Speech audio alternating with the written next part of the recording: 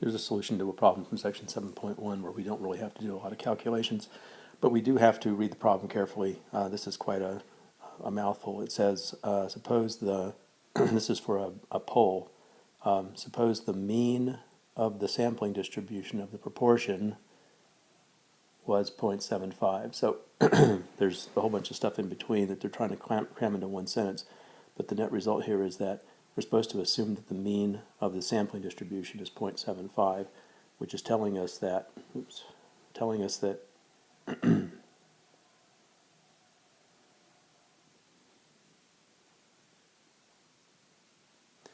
that the center of this distribution is 0.75, and this is a sampling distribution for a proportion, so this is a p hat distribution.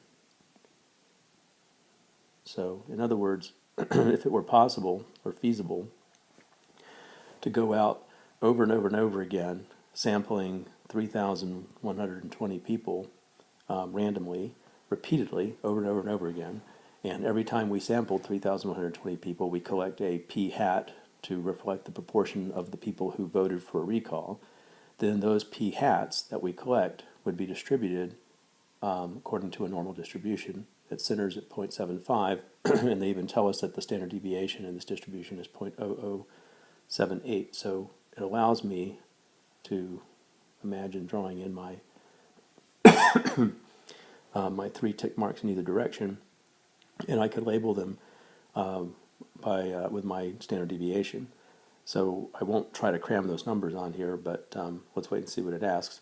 All it asks is give an interval of values within which the sample proportion will almost certainly fall. So that wording, almost certainly fall, comes from the empirical rule.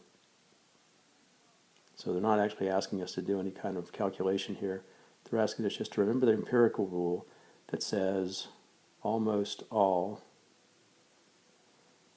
the observations fall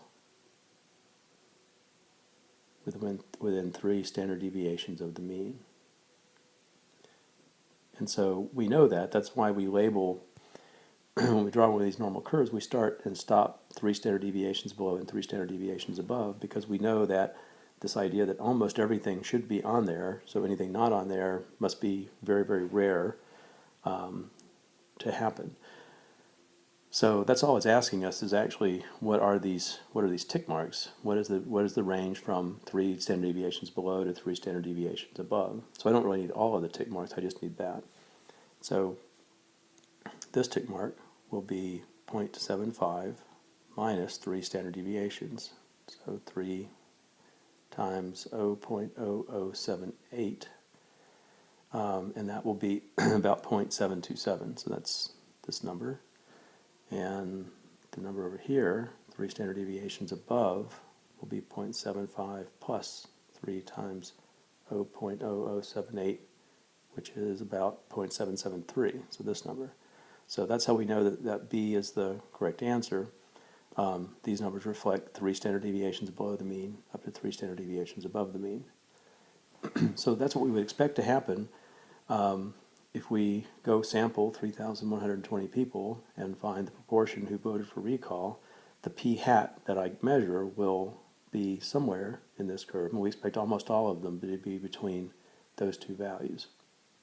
Now part B, it says suppose you really do go do it, so you go sample your 3,120 people and you actually get a p hat sample proportion.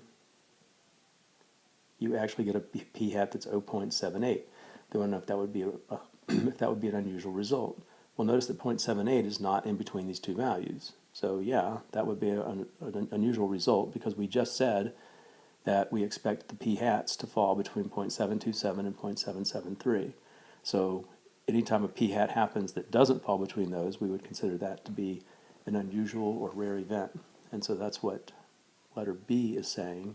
This is an unusual event because the observed 0.78 falls outside of this interval that I said I expect almost all of my p hats to fall.